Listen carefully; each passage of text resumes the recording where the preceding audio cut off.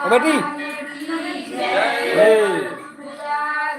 जय बोल देखो इसमें पढ़ो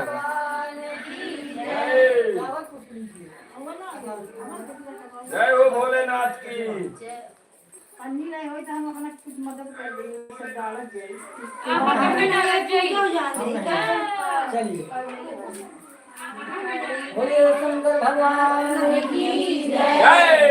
परम पावन भूमि कैलाश पर्वत पर कैलाश पर्वत पर विशाल वट वृक्ष के नीचे भगवान शिव ब्रह्मा जगदम्बा पार्वती ध्यानपूर्वक होकर सुनिएगा सभी भगवान के धाम पर विराजमान थे। बलवान भी भद्र भंगी संगी नंदी आदि अपने अपने पैरों पर सदाशिव के दरबार की शोभा बढ़ा रहे थे। गंधर्वगण चुनिया ऋषि हरि भगवान की अनुष्टुप छंदों से उसी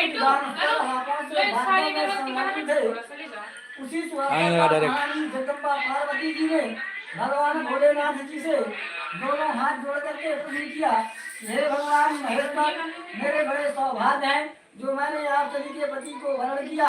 क्या मैं जान सकती हूँ कि मैंने वह कौन सा पुण्य किया है? आप अंतर्यामी हैं, मुझको बताने की कृपा करें।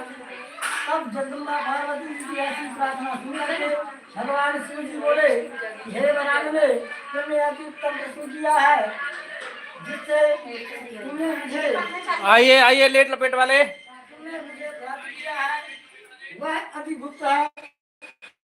आज तुम्हारे आज्ञा पर मैं प्रकट करता हूँ। लड़ाई बा चल रहा है। हर तालिका के नाम से प्रसिद्ध है।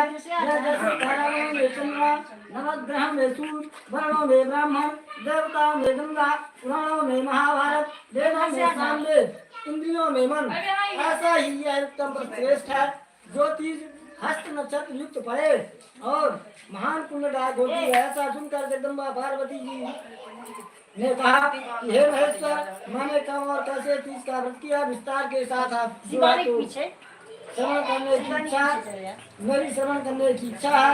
इतना सुनकर भगवान शंकर बोले कि हे भगवान, भारत के उत्तर में श्रेष्ठ पर्वत है, उसके राजा का नाम हिमवान है। वहाँ पर भागवती रानी मैना से तुम उत्पन्न हुई। तुमने बालकाल से ही मेरी आराधना करना प्रारंभ कर दिया था। कुछ पूर्ण करने पर तुमने हिमालय की दुर्गम गुफाओं में जाकर मुझे पाने हेतु तप किया। तुमने ग्रीष्म काल में बाहर धूप में चट्टानों में आसन लगा करके जो है तो तप किया। वर्षा काल में बाहर पानी में तप किया। शीत काल में पानी में खड़े होकर के मेरे ध्यान में संलग्न रही। इसी प्रकार 6 कालों में तपस्या करके भी जब तुम मेरे दर्शन न मिले, जब तुम्हें मेरे दर्शन नहीं प्राप्त हुए, तब तुमने धर्म होकर के केवल वायु का सेवन किया। फिर वृक्षों के सूखे पत्ते खा करके शरीर को क्षीण किया। ऐसी तपस्या में लीन देख करके महाराज हिमवान को अति चिंता हुई और तुम्हारे विवाह हेतु चिंता करने लगे। इसी शुभ अवसर पर महर्षि नारद जी उपस्थित हुए। राजा ने हर्ष के साथ नारद जी का स्वागत किया, पूजन किया और उपस्थित होने का कारण जानना चाहा। नारद जी ने कहा कि हे राजा, मुझे भगवान विष्णु ने भेजा है। मैं चाहता हूँ कि आपकी सुंदर कन्या के योग्य जो है तो वर प्राप्त हो। तब वैकुंठ निवासी शेषशाही भगवान ने आपकी कन्या का वरण स्वीकार किया है।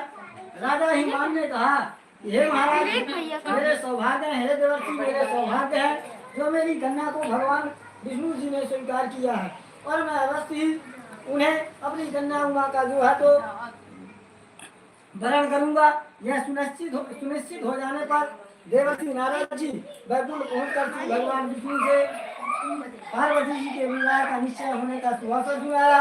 इधर महाराज हिमवान वन में पहुंचकर मां जगदम्बा पार्वती जी से भगवान विष्णु से विवाह निश्चित होने का समाचार दिया। ऐसा सुनते ही पार्वती जी को महान दुख प्राप्त हुआ। उस दुख को वे विहल होकर के अपनी सखी के पास पहुंचकर विलाप करने लगी। तो तुम्हारा विलाप देख करके सखी तुम्हारी इच्छा जानकर कहने लगी कि देवी, मैं तुम्हें ऐसी गुफा में तपस्या को ले चलूंगी जहाँ तुम्हें महाराज हिमवान